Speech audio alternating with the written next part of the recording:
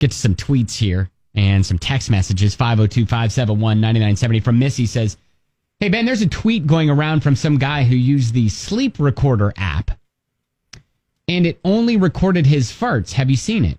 Oh, gosh. Well, thank you, Missy. You say, well, thank you, Missy. Yeah, thank We're you. going to have to do some research into that. Yeah, so Finn is the Twitter user who downloaded the sleep recorder app and used it, and this is what it picked up. Oh, gosh. Oh, my God. What?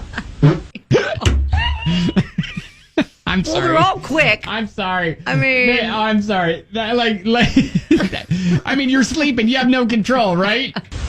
Stupid. So stupid.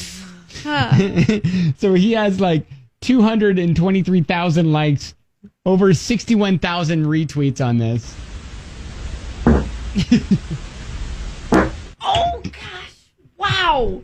And that one didn't wake him up? That one had bass. That's shocking.